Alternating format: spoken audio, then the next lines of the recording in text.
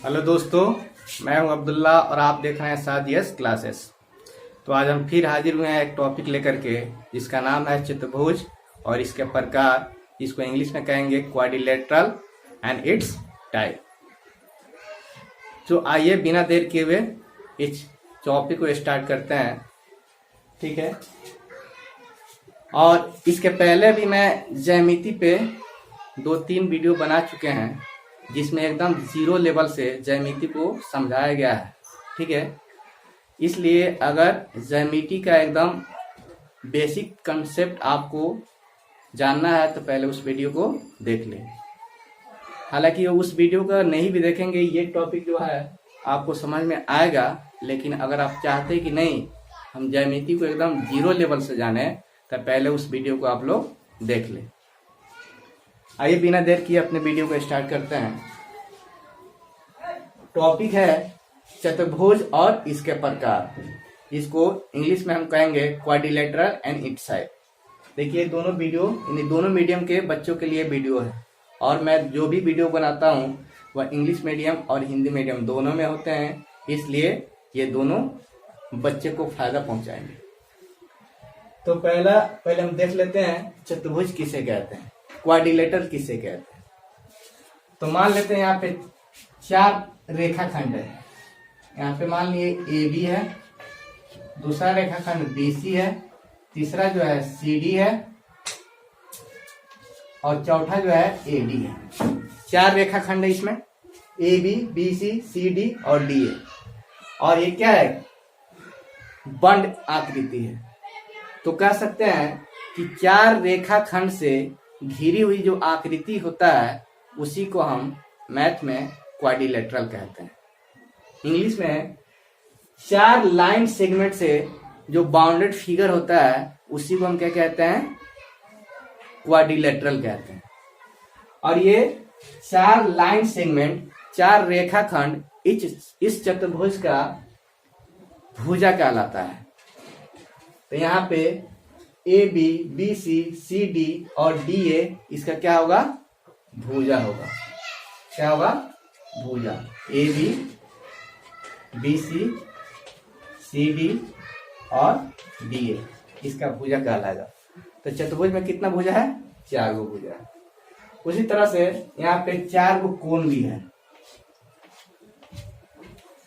कोण ए, कोण बी, कोण सी और कोण डी, 4 इसमें कोण भी है।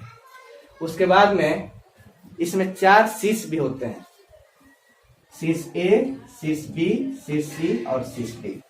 यानी किसी क्वाड्रिलेटरल में 4 गो भुजा होता है, 4 गो क्या होता है, उसका कोण होता है आंतरिक कोण, और 4 गो बाह्य कोण भी होता है। तो बाह्य कोण के बारे में यहाँ पे हम नहीं जानते हैं, उसके लिए आगे एक वीडियो बनाएंगे।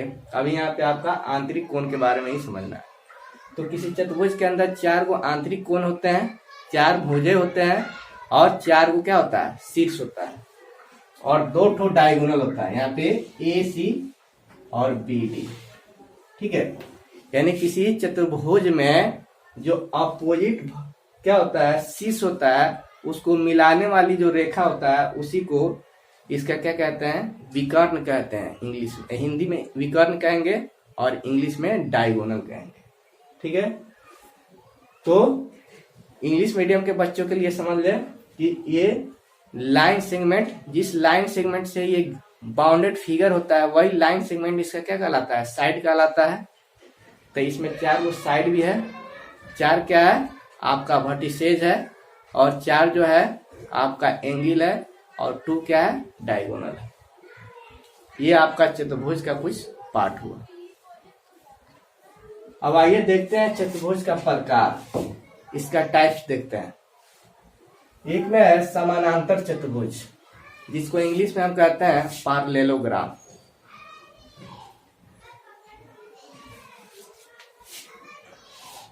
तो कहेंगे कि वैसा क्वाड्रिलेटरल जिसका अपोजिट साइड, जैसे यहाँ पे इसका पहले नाम देते हैं ए बी सी डी। तो यहाँ पे ए डी जो भुजा है उसके अपोजिट कौन है, बीसी है। तो वैसा चतुर्भुज जिसका आमने सामने की भुजा समानांतर हो और बराबर भी हो, जैसे यहाँ पे एडी जो है वो बीसी के समानांतर भी है और बराबर भी है। उसी तरह यहाँ पे एबी जो है वो बीसी के पैरेलल भी है और बराबर भी है। तो वैसा चतुर्भुज जिसके आमने सामने की भुजा बराबर भी हो और पैरेलल भी हो, तो उस चतुर्भुज को हम कहेंगे कि यह क्या है, समानांतर चतुर्भुज है, पैरेललोग्राम। जैसे यहाँ पे इसको लिख देते हैं, यहाँ पे एडी जो है, जैसे यहाँ पे टू वर्टिकल लाइन खींचते हैं, ठीक है, तो इसको हम मैथ में कहते हैं पैरेलल। ये पैरेलल का सिंबल है दो। तो यहाँ पे एडी जो पैरेलल है बीसी के और एडी इक्वल भी है बीसी के। उसके बाद में यहाँ पे एडी जो है क्या कह रहे हैं, एडी बीसी के हो गया। उसके बाद में ए बी वो पैरेलल भी है बीसी के और ए बी इक्वल भी है बीसी के। तो वैसा क्वाड्रिलेटरल जिसका अपोजिट साइड पैरेलल भी हो और इक्वल भी हो, यानी बराबर भी हो और समानांतर भी हो, तो उस चतुर्भुज को हम कहते हैं पैरेललोग्राम। ठीक है। उसके बाद में आयत, आयत किसे कहते हैं, जिसको इंग्लिश में हम कहेंगे रेक्टेंगल। तब ऐसा क्वाड्रिलेटरल जिसका अपोजिट साइड क्या हो, पैरेलल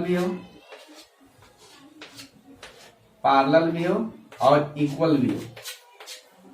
जैसे इसका भी नाम देते हैं ए बी सी डी। तो यहाँ पे ए बी सी डी एक ऐसा चतुर्भुज है जिसका अपोजिट साइड यानी आमने सामने की भुजा बराबर भी है, इक्वल भी है और समानांतर यानी पैरेलल भी है। तो यानी एडी पैरेलल है बीसी के, एबी पैरेलल है बीसी के। तो सेम यही प्रॉपर्टी समानांतर चतुर्भुज में भी था। तो फिर समानांतर चतुर्भुज और आयत में क्या डिफरेंट है, तो ये दोनों में सिर्फ ये डिफरेंट है कि समानांतर चतुर्भुज का जो प्रत्येक कोण था वो क्या था, बराबर नहीं था। लेकिन यहाँ पे आयत के कंडीशन में इसका चारों कोण जो होता है वो क्या होता है, 90 डिग्री का होता है। यानी चारों कोण आपस में इक्वल भी होगा और इच एंगल जो होगा वो 90 डिग्री का होगा। उसके बाद में एक और फर्क है समानांतर चतुर्भुज और आयत में कि इसका जो आपका डायगोनल होता है किसका, समानांतर चतुर्भुज का, पैरेललोग्राम का, वो सेम नहीं होता है। लेकिन आयत का जो विकर्ण होता है, डायगोनल होता है, वो क्या होता है, सेम होता है। ठीक है। तो यहाँ पे AC जो होगा आपका इक्वल हो जाएगा BD। ठीक है। और कोण A, कोण B, कोण C और कोण D सब क्या हो जाएगा, 90 डिग्री का होगा। तो यही फर्क है आपका समानांतर चतुर्भुज में और आयत में। उसके बाद में आते हैं तीसरा जो है आपका समचतुर्भुज। क्या है, समचतुर्भुज, जिसको इंग्लिश में हम कहते हैं रोम्बस। तो कह सकते हैं कि वैसा समानांतर चतुर्भुज, समानांतर चतुर्भुज कहने का मतलब हुआ कि आमने सामने की भुजा क्या होगा, समानांतर होगा। तो वैसा चतुर्भुज जिसके आमने सामने की भुजा क्या हो, समानांतर हो और सभी भुजा भी बराबर हो। ठीक है।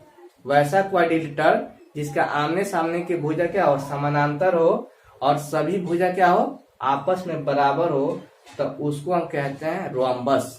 हिंदी में कहेंगे समचतुर्भुज। तो यहाँ पे जो है A B C D, यानी AB इक्वल है आपका BC के, BC इक्वल है CD के और CD इक्वल है DA के। यानी चारों भुजा आपस में क्या है, बराबर है और आमने सामने की भुजा क्या है, पैरेलल है। तो इसको हम कहते हैं समचतुर्भुज। ठीक है। और एक बात और समझ लीजिए कि समानांतर चतुर्भुज के आमने सामने की भुजा बराबर तो होता है, हम बात बता चुके हैं, लेकिन ये बात एक छूट गया इसमें कि इसका आमने सामने की कोण भी बराबर होते हैं। इसके आमने सामने के कोण भी बराबर होगा। आते हैं समचतुर्भुज में, इसका चारों भुजा भी बराबर होता है लेकिन चारों कोण बराबर नहीं होता है। ये कोई जरूरी नहीं कि चारों कोण बराबर होगा, सिर्फ 4 गो भुजा बराबर होता है। और इसमें भी अपोजिट कोण जो होता है, आमने सामने की जो कोण होगा आपका एंगल होगा वो क्या होगा, बराबर होगा। ठीक है, तो यहाँ पे एंगल ए एंगल सी के इक्वल होगा, एंगल बी एंगल डी के इक्वल होगा। एक बात और समझ लीजिए कि इसका जो डायगोनल होता है वो डायगोनल का लेंथ जो होता है आपस में बराबर नहीं होते हैं।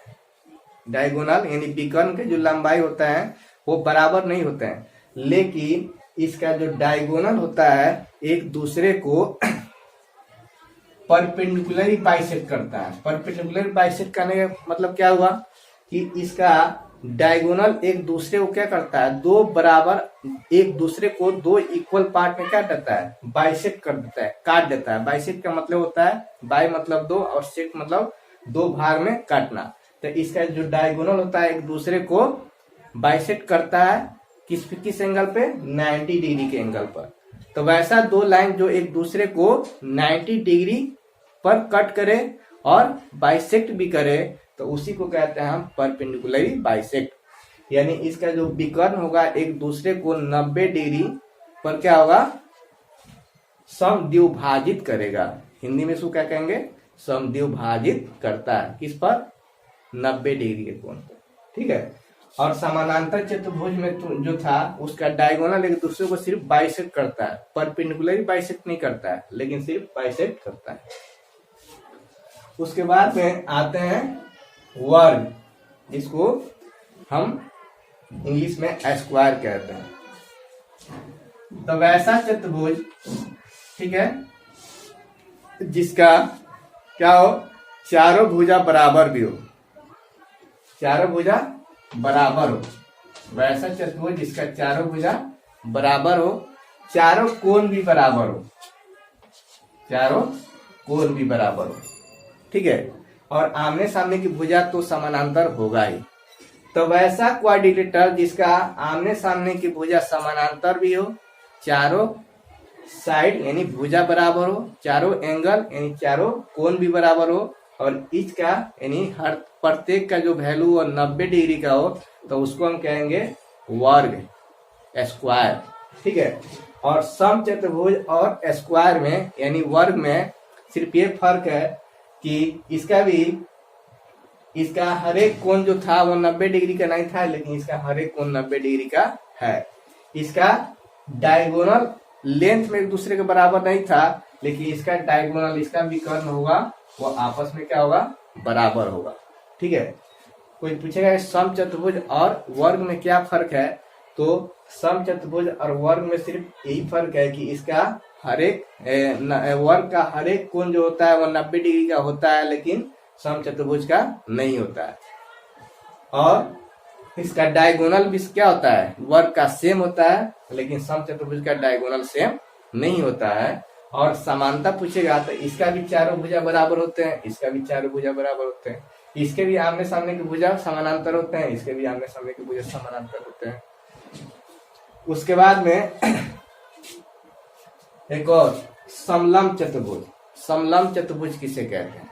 ठीक है, देखिए इस सब का अलग अलग और भी बहुत सारा प्रॉपर्टी है, लेकिन अगर सबका सब प्रॉपर्टी एक साथ अगर बता दे तो ये वीडियो बहुत लंबा हो जाएगा।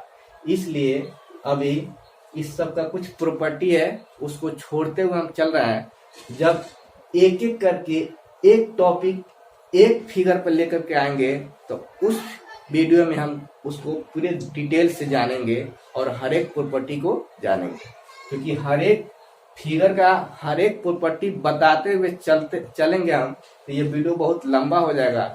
इस वजह से अब इस फिगर से रिलेटेड जो आपका बेसिक कंसेप्ट है, ठीक है, उसी बेसिक कंसेप्ट को बताते हुए हम चल रहे हैं। क्या है समलंब चतुर्भुज।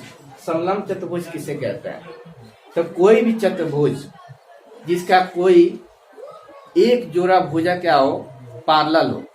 ठीक है, वन पेयर ऑफ क्या हो साइड वो क्या हो, पैरेलल हो। जैसे एग्जांपल के तौर पर लेते हैं, यहाँ पे एक चतुर्भुज है,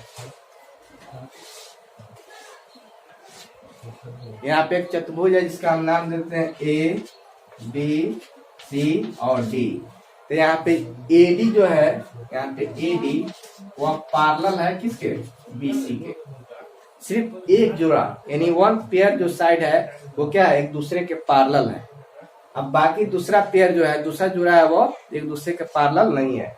तो कोई भी क्वाड्रिलेटरल, कोई भी चतुर्भुज जिसका वन जोड़ा क्या हो, वन पेयर साइड क्या हो, पैरेलल हो, अदर पेयर जो अदर जोड़ा वो पैरेलल नहीं हो, तो उस चतुर्भुज को हम कहते हैं समलंब चतुर्भुज।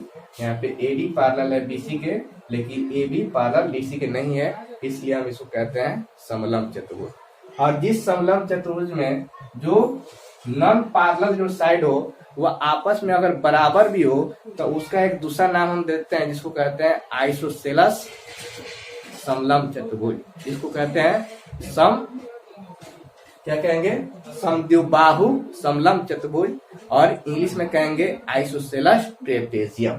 ठीक है। उसके बाद में आपका है पतंग। तो पतंग तो आप लोग सब कोई उड़ाते होइएगा, तो उसी पतंग को हम मैथ में जानते हैं। ठीक है। इसी तरह का पतंग होता है। ठीक है। इसका एक नाम देते हैं ए बी सी और डी। ठीक है।